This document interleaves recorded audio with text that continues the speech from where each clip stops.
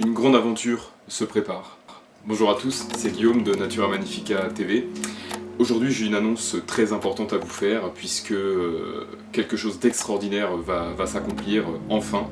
Ceux qui me côtoient dans le réel savent à quel point, peuvent témoigner à quel point ma passion pour les serpents est absolument dévorante. Je parle que de ça tout le temps, c'est simple, j'en rêve la nuit, je ne fais que de parler de ça, et que rien n'est plus important pour moi. Mais ils peuvent aussi témoigner que, bien que j'ai un amour inconditionnel pour tous les serpents du monde, même les moins colorés, les plus petits, même les serpents qui sont pas venimeux, qui sont pas spécialement impressionnants, tous les serpents du monde ont un intérêt immense à mes yeux. Mais les gens qui me côtoient dans le réel peuvent aussi témoigner que cette passion pour les serpents devient carrément obsessionnelle lorsqu'il s'agit d'une région du monde en particulier. Je veux bien sûr parler de la Mélanésie. La Mélanésie, c'est une région du Pacifique Sud-Ouest qui englobe la Nouvelle-Guinée tout entière. La Mélanésie englobe également le Vanuatu, les îles Fidji, la Nouvelle-Calédonie et bien sûr les îles Salomon. Il faut bien comprendre que pour un naturaliste, les îles Salomon et la Mélanésie en général, c'est une région en or, parce que ça grouille de bestioles inconnues, de plantes inconnues, et pourquoi? Parce que ce sont des îles dites océaniques. Il y a deux types d'îles, hein, selon les géographes. Il y a les îles continentales, c'est-à-dire des îles qui étaient dans un temps très reculé rattachées à une grosse masse continentale, puis le niveau des eaux ayant monté, ça devient une île. Mais la biodiversité qu'on va trouver sur une île continentale, en général, est fortement liée génétiquement et morphologiquement à la biodiversité qu'on trouve sur le continent à laquelle elle était rattachée autrefois. Les îles océaniques, elles, sont bien différentes puisqu'elles sont nées dans l'océan. Donc la biodiversité qu'on y trouve, en très grande majorité, y est unique, c'est-à-dire endémique. Si on parle des oiseaux ou des poissons, il y a des oiseaux endémiques de certaines îles, peut-être des poissons endémiques, j'en sais rien, mais les poissons ça nage, les oiseaux ça vole, donc ils peuvent venir d'ailleurs. En revanche, les petits animaux et les plantes qui se trouvent dessus, la possibilité pour qu'ils soient arrivés d'ailleurs reste toujours possible, mais la plupart du temps, les petits animaux qu'on trouve sur ces îles océaniques sont uniques au monde. Et c'est bien sûr le cas pour les serpents. Donc le pic de ma curiosité herpétologique, donc au niveau des serpents, se situe depuis de nombreuses années aux îles Salomon. Cet archipel, c'est simple, me fascine, m'obsède au plus haut point. C'est vous dire, au moment où j'enregistre la vidéo, là, on est le 5 août, j'en ai encore rêvé cette nuit. Bon, j'ai rêvé que je faisais du ski nautique dans la jungle, mais ça c'est une autre histoire. Ça me fascine au plus haut point, non seulement pour les serpents qu'on y trouve, bien sûr en priorité, mais également pour son histoire. Cet archipel a une histoire extraordinaire. Ces îles sont sauvages, luxuriantes, ont des jungles absolument magnifiques, et encore une fois, voilà, ça grouille de bestioles inconnues, ce sont des cascades avec de l'eau bleu turquoise partout, c'est absolument extraordinaire. Et en plus, les Salomonais ont l'air hyper accueillants et hyper gentils. Seulement pour un Français moyen, atteindre cet archipel, c'est pas une mince affaire, puisque c'est littéralement le bout du monde. À vol d'oiseau, Paris-Honiara, donc Honiara qui est la capitale des îles Salomon, à vol d'oiseau, hein. On parle de 14 000 km à parcourir. Si on compte les escales, en moyenne, on est quasiment à 20 000 km de distance, en tout cas de trajet. C'est vraiment le bout du monde, il y a, pour ainsi dire, rien après, quoi.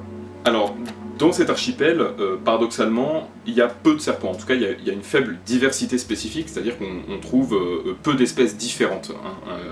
On trouve, comme ça, de mémoire, on trouve une bonne vingtaine, je crois, 23-24 espèces différentes de serpents.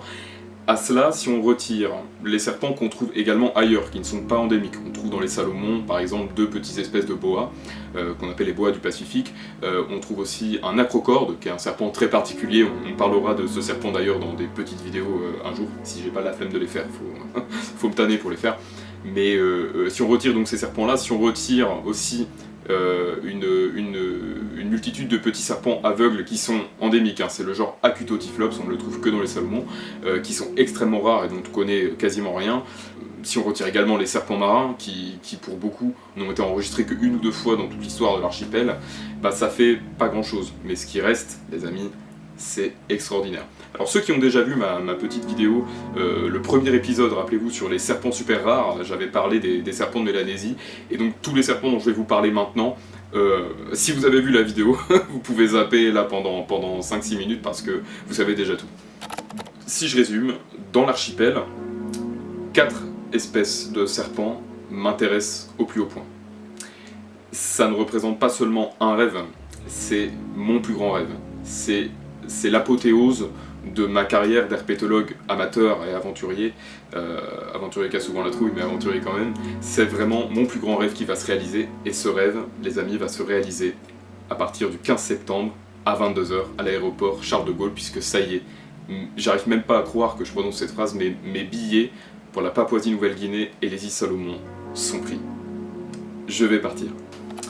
Alors ce rêve, j'aurais pu le réaliser il y a déjà plusieurs années, mais la vie étant ce qu'elle est, je pense qu'on a tous eu des périodes sombres, on a tous eu des problèmes dans la vie, accident de voiture, hospitalisation, voilà, je me suis opéré de la colonne vertébrale, certains le savent déjà, d'autres problèmes de santé qui ont survenu après, qui auraient pu être évités, perte d'emploi déjà précaire, l'intérim, voilà, certains d'entre vous doivent connaître je pense, des problèmes financiers, des problèmes psychologiques, voilà. Je suis pas là pour raconter ma vie, mais on a tous des problèmes. Enfin, tout cela, voilà, rupture difficile, tout cela a été retardé à cause de tout un tas de... les vicissitudes de la vie, on va dire. Mais ça va arriver. Mais aujourd'hui, après d'innombrables nuits et journées à l'usine pour financer tout ça, et aussi grâce à maman qui a bien voulu que son fils retourne à la maison comme un ado pour mettre de côté, merci maman, ça va enfin se réaliser, et j'ai envie de vous expliquer dans cette vidéo un peu mon périple à venir, puisque je vais partir très longtemps. Là on parle pas d'un voyage de 2 semaines comme dans les Caraïbes. Donc le 15 septembre de cette année, à 22 h heure française, je vais m'envoler pour, premièrement, la Papouasie-Nouvelle-Guinée. Mais il y a des escales. Je vais donc attendre quasiment 17 h aux Émirats Arabes Unis, puis 18 h à Manille aux Philippines, pour enfin atteindre, presque 40 heures après le départ de Paris, Port Moresby, la capitale de la Papouasie-Nouvelle-Guinée, qui n'est autre que la 5e ville la plus dangereuse du monde. Autant vous dire que je vais pas y moisir, hein. La première étape de mon voyage se situe sur l'île Bougainville, on reviendra dessus un petit peu après.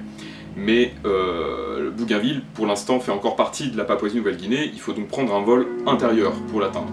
Seul souci, c'est qu'en saison des pluies, car on sera en saison des pluies lorsque j'y serai, les vols internes sont souvent retardés à cause des intempéries. Et je ne peux pas réserver mon billet à l'avance pour ce vol-là, parce que s'il est retardé ou annulé, je ne pourrai rien faire. Donc je n'ai pas encore pris mon billet pour cette île-là. Ce que je vais faire, c'est qu'en arrivant à Port Moresby, donc la capitale de la Papouasie-Nouvelle-Guinée, je vais tout de suite réserver mon billet d'avion pour aller sur Bougainville, mais en attendant d'avoir mon billet, parce que probablement que j'aurai un vol d'ici peut-être 2 semaines, je vais en profiter pour trouver le moyen de louer un petit bateau, je vais pas le piloter moi-même, hein, je suis pas suicidaire, mais louer un petit bateau pour en profiter pour aller voir un serpent local, aller voir le tricoréier papou, la Ticoda guineae. C'est un tricoréier, un serpent semi-marin, qui a été décrit très récemment, mémoire 2005 ou 2009, je sais plus, je vous écrirai la date dans la vidéo. Et ce serpent, il est endémique de ce qu'on appelle la baie de Botless et la baie de Papouasie-Nouvelle-Guinée, donc au sud et au sud-est de la péninsule de Papouasie-Nouvelle-Guinée. Il a été décrit sur l'île de Bava, sur laquelle il y a actuellement un centre de recherche, donc je pense pas que je pourrais y aller. Moi je vais plutôt aller sur l'île, donc appelée aujourd'hui Lion Island, l'île du lion, je ne sais pas pourquoi. Les locaux l'appellent Manunua, et c'est un tout petit îlot inhabité, je crois qu'il doit faire 50-60 mètres de long, quelque chose comme ça. Et je sais de sources sûres, grâce à mon contact, le docteur David Williams, que je remercie aujourd'hui, même s'il ne parle pas français, qui m'a dit, si tu veux voir le tricoréier papou, va sur Manunua, parce que là-bas, il y en a plein, il m'a dit, il y a une sorte d'élevage sauvage là-bas de ce serpent. En plus, c'est inhabité, donc je pourrais y rester en sécurité pendant plusieurs jours, à dormir dans mon hamac en attendant mon vol pour aller sur Bougainville. L'herpétologue Marc Auchy, Saint Marc Auchy, est allé sur l'îlot en 2006, juste après que la nouvelle espèce fut décrite, parce que lui, il en a photographié un sur l'îlot lui-même, en 84, mais à l'époque, on ne savait pas que c'était une nouvelle espèce. Donc il est retourné en 2006, et ça m'a un peu refroidi, il en a pas trouvé. Et pour que lui il en trouve pas, c'est que soit il était au mauvais moment, soit il a vraiment pas eu de chance. Dans tous les cas, souhaitez-moi bonne chance, moi je vais aller là-bas pour essayer de le trouver. Le tricoréier papou, il existe que 2 photos dans le monde, 3 photos maintenant dans le monde, en comptant celles des années 80, et il a jamais été filmé dans son milieu naturel, donc voilà, ça sera vraiment le moment de voir une espèce rare et méconnue. Ensuite, donc, mon pilote va revenir me chercher, j'espère, pour que je retourne à la capitale, prendre mon vol intérieur, je vais pas aller sur l'île Bougainville immédiatement, je vais aller sur l'île de Bouka, qui est située juste au nord de Bougainville. Les deux îles sont séparées par un détroit, le passage de Bouka, il s'appelle. Parce que sur Bougainville, il faut que j'atteigne la baie de l'impératrice Augusta. C'est hyper stylé, ça date de l'époque où l'île était allemande, dans l'empire de Bismarck au 19e siècle. Et en fait, donc, cette baie, elle est située dans le district de Torokina. Et pour atteindre cet endroit, c'est soit par hélicoptère, soit par bateau. Donc moi, à Bouka, sur l'île de Bouka, je vais faire 4 heures de bateau pour atteindre la baie de l'impératrice Augusta. C'est une gigantesque plage avec une eau bleu turquoise où absolument personne ne va jamais. Je suis sûr que je serai le premier français à aller là-bas. J'en mettrai ma main coupée. Et je vais rencontrer les villageois, leur dire ce que je fais là-bas. Et ce que je fais là-bas, ce que je vais faire là-bas pendant 1 mois, ça va être de chercher un serpent absolument énigmatique, probablement le serpent venimeux le plus rare du monde et le plus mystérieux. J'ai nommé, accrochez-vous, Parapistocalamus edigeri. Si vous avez vu ma petite vidéo encore une fois sur l'île Salomon, vous le connaissez déjà. Donc c'est un serpent qui n'est connu que de quelques spécimens. J'avais dit quelques bêtises d'ailleurs dans la vidéo, j'avais dit qu'il était connu que de 1 ou 3 spécimens. En réalité, il y a une quinzaine de spécimens dans les musées. En revanche, il n'existe aucune photo de cet animal vivant. La seule et unique photo au monde, en tout cas connue, parce que peut-être que les locaux ont déjà fait des photos, je ne sais pas s'ils ont des appareils photo là-bas, mais la seule photo au monde connue, c'est un spécimen conservé voilà, dans un muséum qui date, je crois, des années 30, puisqu'il a été découvert en 1934. Voilà. Il a été revu juste après la Seconde Guerre mondiale, puis enfin quelques spécimens ont été récoltés par Fred Parker, l'herpétologue Fred Parker, dans les années 60. Il n'a jamais été revu depuis. Il faut dire aussi qu'à mon avis, personne n'est revenu le chercher. Moi je vais y aller pendant 1 mois, je vais soulever toutes les souches, toutes les pierres de la jungle jour et nuit pour retrouver ce petit bonhomme et dire au monde qu'il existe et pourquoi il s'appelle comme ça et pourquoi il est mystérieux. Voilà, j'en dis pas trop parce que sinon la vidéo qui sortira quand je reviendrai de voyage, si je reviens, lol, vous saurez déjà tout, donc j'en dis pas trop.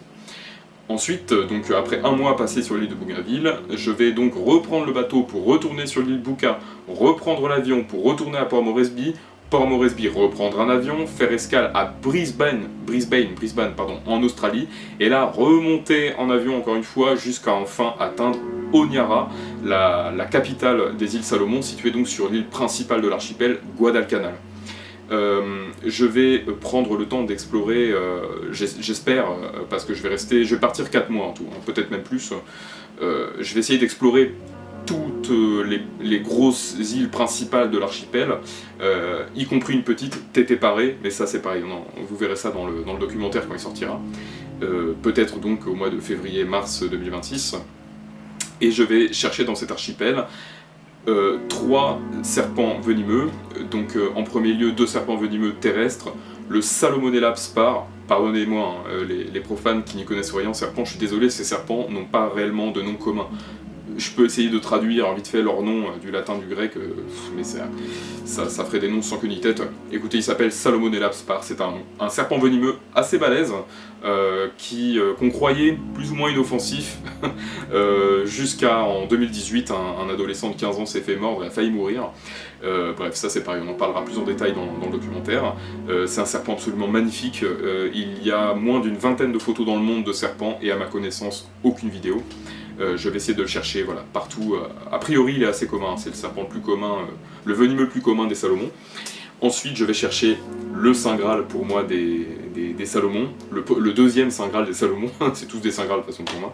Le Lovridgelaps et l'Apoides, lui je vois déjà mes collègues d'usine qui regardent ma vidéo, ils doivent se dire oui on connaît Guillaume, tu nous as rabâché les oreilles avec tes îles Salomon et ton Lovridgelaps et tes serpents endémiques, on connaît déjà. C'est un serpent multicolore, absolument magnifique, on l'appelle parfois corail des Salomon ou encore serpent à petits yeux des Salomon. On ne sait rien de son venin, mais a priori il faut faire vraiment gaffe, hein, parce que c'est quand même un gros et lapidé, avec une tête assez massive, des glandes à venin assez balèzes, et il semblerait qu'il soit lié génétiquement à certains serpents australiens, ou encore au serpent à petits yeux néo-guinéen, le Micropechis caeca. Dans les 2 cas, c'est super venimeux, donc s'il tient de ses cousins, il a un venin quand même plutôt virulent, donc il faudra faire attention. Je sais, grâce à la littérature scientifique, que sur chaque île, grosso modo, il y a une sorte de livrée différente. C'est un serpent qui a beaucoup de variations. Il y a même le fameux herpétologue Raymond Hauser, controversé, on va dire, qui a sorti un papier et qui a décrit plusieurs espèces de Lovridgelaps. Mais bon, Voilà, les connaisseurs savent, quand Raymond Hauser publie un truc, c'est rarement accepté par la communauté scientifique. Moi je ne suis pas scientifique, je n'ai pas jugé. Pour l'instant en tout cas, il n'y a qu'une espèce de Lovrigelapse, ce qui en fait un Pokémon légendaire, comme je dis souvent, et j'ai absolument envie de le trouver. Apparemment il est assez rare, mais on peut le trouver plus facilement près des rivières, la nuit, c'est un serpent nocturne. Et enfin, l'apothéose, non seulement de ce voyage, mais je le dis sans broncher, sans trembler du menton, l'apothéose même de ma carrière d'herpétologue amateur et d'aventurier, je vais terminer mon périple sur l'île de Rennell, R-E-2-N-E-2-L. Je vous ai déjà parlé de cette île dans la vidéo sur les Salomon. D'ailleurs, c'est pas vraiment une île au sens propre du terme, c'est plutôt un atoll corallien, un atoll récifal surélevé. Je crois que c'est le terme officiel en géologie. Et sur cette île se trouve pour moi la plus grande merveille du monde, ce qui se rapproche le plus de la définition du paradis sur Terre. J'ai nommé le lac Tengano, ou encore Tungano ou Tegano, suivant les orthographes. C'est un lac de mémoire qui doit faire 660 km², quelque chose comme ça. C'est le plus grand lac d'eau saumâtre du Pacifique, et dans ce lac vit un serpent absolument légendaire. Il existe moins d'une dizaine de photos dans le monde de ce serpent, le tricoréier de Rennell, ou encore tricoréier de Crocker. C'est un serpent semi-marin qui est donc un tricoréier, affilié au tricoréier rouge et noir et bleu et noir qu'on voit habituellement dans le Pacifique. Lui, c'est une espèce un peu pygmée, un petit peu plus petite, qui est plus ou moins marron. Il y a beaucoup de spécimens mélaniques, c'est-à-dire tout noir. On ne sait absolument pas comment il se reproduit, comme d'ailleurs tous les autres serpents des Salomon pour la plupart. Donc voilà le périple qui s'annonce. J'ai aussi un projet annexe lors de ce voyage, qui est un petit peu plus personnel, mais je vous en parle quand même, puisque j'en parlerai dans le documentaire.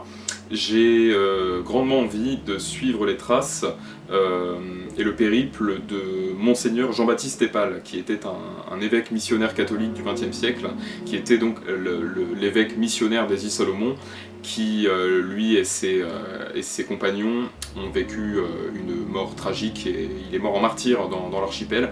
C'est une histoire passionnante, fascinante, très méconnue du grand public, et j'ai très envie de me rendre sur les lieux comment dire, marquants de l'histoire de ces hommes, l'histoire tragique de ces hommes, pour vous la raconter. Voilà. Alors, ce sera pas facile, hein, je vous l'annonce, parce que là, je pars sans valise, je pars sans... J'aurai pas de voiture de location, j'aurai pas de logement.